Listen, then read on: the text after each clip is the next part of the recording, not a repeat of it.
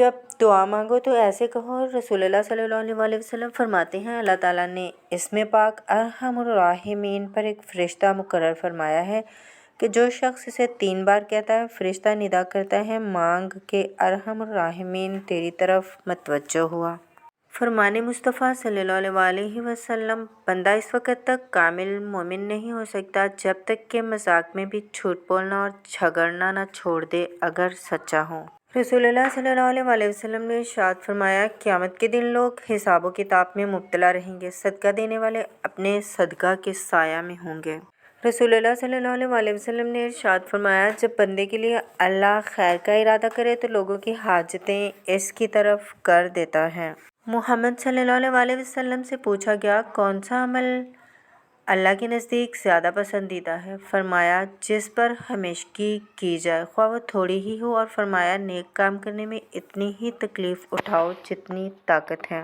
قبولیت کا یقین رکھو۔ نبی کریم صلی اللہ علیہ وسلم نے ارشاد فرمایا تم اللہ تعالیٰ سے ایسی حالت میں دعا کیا کرو کہ تم قبولیت کا یقین رکھا کرو اور یہ جان رکھو کہ اللہ تعالیٰ غفلت سے بھرے دل سے دعا قبول نہیں کرتا۔ مسلمانوں، نبی کریم صلی اللہ علیہ وسلم کا فرمان سن لو، تم میں سے کوئی اس وقت تک مومن نہیں ہو سکتا جب تک کہ میں اس کی نظر میں اپنی والد سے، اولاد سے اور تمام انسانوں سے زیادہ محبوب نہ ہوں۔ حضرت محمد صلی اللہ علیہ وسلم نے فرمایا دنیا سے بچتے رہو، مجھے خدا کی قسم یہ دنیا ہاروت اور ماروت سے بڑی جادوگر ہے۔ رسول اللہ صلی اللہ علیہ وسلم نے ارشاد فرمایا تم مجھے ضعیفوں اور کمزوروں میں تلاش کرو کیونکہ تم کو رزق اور نصرت ضعیفوں کی برکت سے دی جاتی ہے۔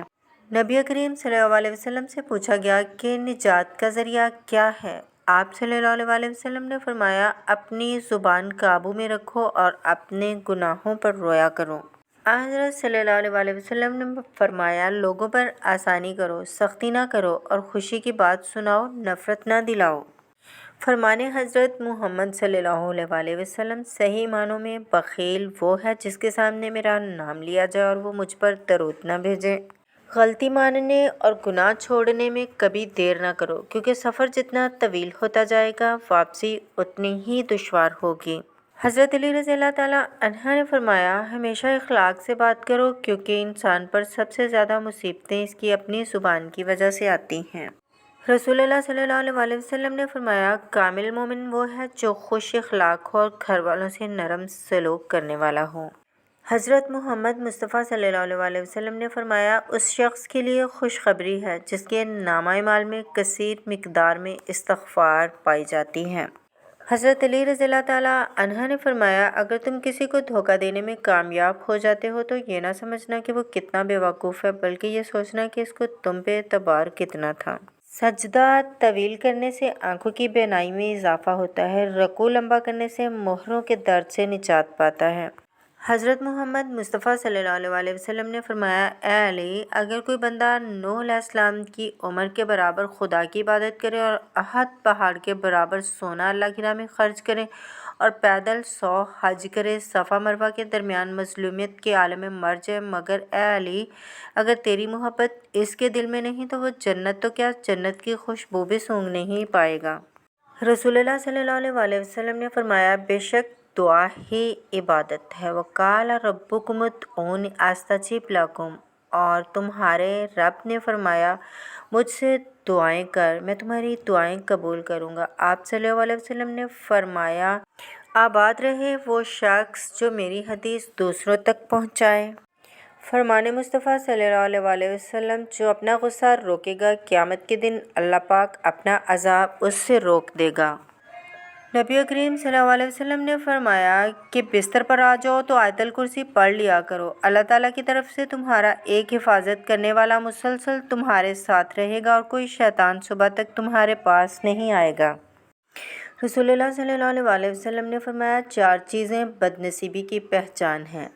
آنکھوں کا خشک ہونا کہ اللہ کے خوف سے کسی وقت بھی آنسو نہ ٹپکے، دل کا سخت ہونا کہ آخرت کے لیے یا کسی دوسرے کے لیے کسی وقت بھی نرم نہ پڑے، امیدوں کا لمبا ہونا، دنیا کی لالچ۔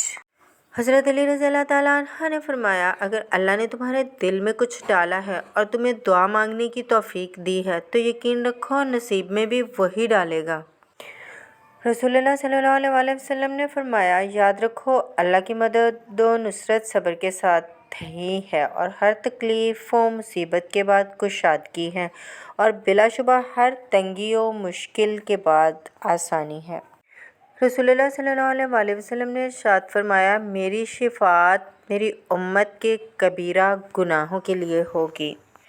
نبی کریم صلی اللہ علیہ وآلہ وسلم نے فرمایا میری آنکھوں کی ٹھنڈک نماز میں رکھ دی گئی ہے۔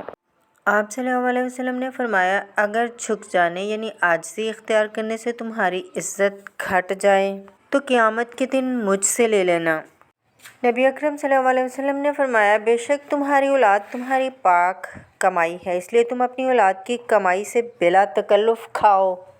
نبی کریم صلی اللہ علیہ وسلم نے ارشاد فرمایا بہت بڑا جہاد یہ ہے کہ انصاف کی بات ظالم بادشاہ کے روبرو کہہ دی جائے۔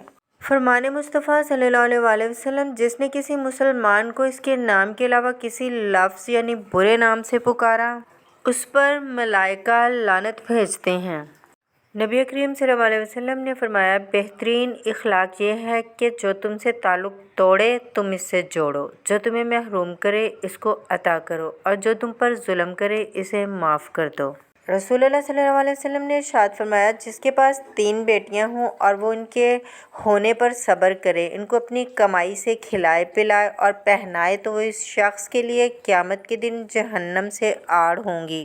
رسول اللہ صلی اللہ علیہ وسلم نے ارشاد فرمایا مسلمان کا اپنے اہل خانہ پر خرچ کرنا بھی صدقہ ہے۔